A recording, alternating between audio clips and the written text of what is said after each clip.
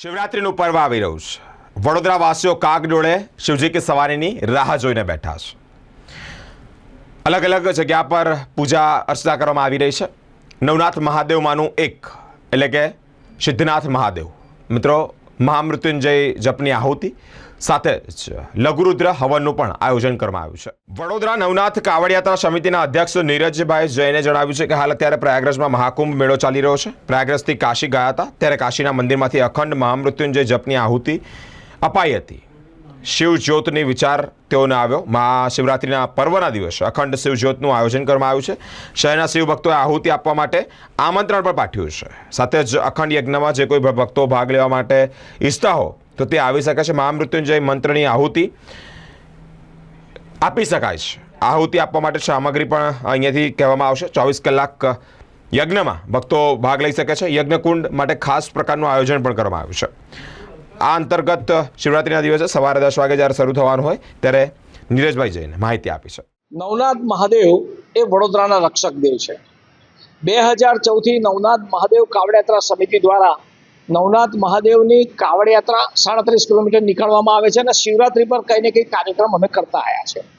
આ વર્ષે જ્યારે વિચાર આવ્યો કે અમે જ્યારે કાશી ગયા અને સાથે સાથે મહાકુંભમાં બધાએ દર્શન કર્યા પછી બધાને એક વિચાર આવ્યો કે ભાઈ કાશીમાં જો અખંડ ધોળો હોય તો વડોદરામાં કેમ નહીં? કારણ કે વડોદરા કાશી પછી સૌથી વધારે દેવાલયો શિવાલયો વડોદરા શહેરમાં છે.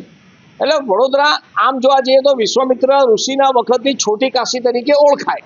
એટલે વડોદરામાં પણ આ થવું જોઈએ. એટલે વિચાર કરીને અમે શિવ યજન શિવના અનુસંધાનમાં એક યજ્ઞકુંડ શિવ જ્યોત અખંડ મહામૃત્યુંજયના જાપથી પ્રગટાવવાનું નક્કી કર્યું અને વિચાર કર્યો અને પછી સિદ્ધનાથને શરૂઆત કરવાની. કારણ કે સિદ્ધનાથ મહાદેવ એ છે કે દરેક આત્માને જીવને શિવ તરફ જવું હોય તો પહેલાં પોતાની આત્માને જીવનને સિદ્ધ કરવું પડે. એટલે સિદ્ધનાથ મહાદેવ.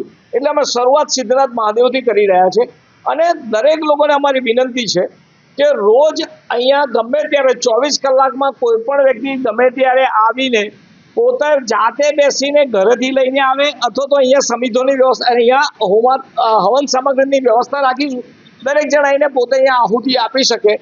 માત્ર ને માત્ર મહામૃત્યુંજયના જ જાપ એમાં હોમવાના અને એ જ સંકલ્પ સાથે શિવ જ્યોત શિવ યજન અને આ ધોળો અમે પ્રતિષ્ઠિત કરીશું. તો એમાં બધા જ લોકો મહામૃત્યુંજયના જાપ અહીંયા હોમી શકશે, જેનાથી દરેક વ્યક્તિના વડોદરા શહેર ગુજરાતના લોકો અને ભારતના તમામ લોકોના જીવનમાંથી આદિ વ્યાધિ બીમારીઓ દૂર થાય. આવા ભાવ સાથે આ શિવ કુંડ શિવ જ્યોતિઓનું પ્રગટીકરણ કરવાના છે મહાશિવરાત્રિએ. અને મહાશિવરાત્રિ એવું પર્વ છે કે જે દિવસે દેવાધિદેવ મહાદેવ અને પાર્વતી માતાનું લગ્ન થયું હતું. તો આ પણ એક લગ્નના ઉજવણીના ભાગ જ છે. તો બધાને જ મારી વિનંતી છે, વડોદરા શહેર નવનાથની નગરી છે, શિવની નગરી છે. મારી બધાને જ વિનંતી છે કે આવો આપણે સૌ સાથે મળી આ શિવ યજન શિવ જ્યોતના પ્રગટીકરણમાં રહીએ અને આપણી પણ એક આહુતિ મહામૃત્યુંજયની આપણે એમાં આપીએ. આહુતિની શરૂઆત કયા સમયે થશે ને કોણ કરશે? આ આહુતિની શરૂઆત અમે જે નક્કી કર્યું છે મુજબ આ જે યજ્ઞશાળા જે બની એ યજ્ઞશાળામાં જેમણે આખો શેડ બનાવવાનો જે ખર્ચો પોતાની ગ્રાન્ટમાંથી આપ્યો છે એવા અકોટા અમારા વિસ્તારના અકોટા વિધાનસભાના ધારાસભ્ય ચૈતન્યભાઈ દેસાઈની ગ્રાન્ટમાંથી આખો યજ્ઞશાળા બની છે, શેડ બન્યો છે. સાથે સાથે સામેના જ ભાગે બાળુભાઈ શુક્લ રહે છે, એમનું જૂનું ઘર છે. એટલે બાળુભાઈ શુક્લ વડોદરા શહેરના જે રાવપુરાના ધારાસભ્ય છે, ગુજરાત સરકારમાં દંડક છે.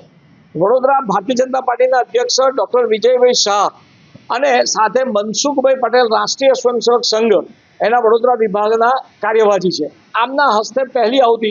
સાથે સાથે વડોદરાના અને જનસંઘ વખતથી ભાજપના કાર્યકર્તા જનસંઘના કાર્યકર્તા એવા સ્વર્ગસ્થ મકરંદભાઈ દેસાઈ જે ચૈતન્યભાઈ દેસાઈના પિતાજી થાય એમના પત્ની એટલે કે નીલાબેનના હસ્તે ચૈતન્યભાઈની માતા એમને પણ એમના હાથે પણ આહુતિ અમે અપાવીને શરૂઆત કરીશું યજ્ઞની. અને આખા યજ્ઞના જે આચાર્ય છે એ સત્યમભાઈ જોશી જે કાવડયાત્રાને લઈને કાયમ અમારી સાથે છે લઘુરુદ્રને બધામાં અને વિજયભાઈ પંડ્યા અહીંના જ મહારાજ છે. સાથે સાથે એ દિવસે સિદ્ધનાથ પર 10:30 વાગે જ લઘુરુદ્ર પણ અમે કરવાના છે.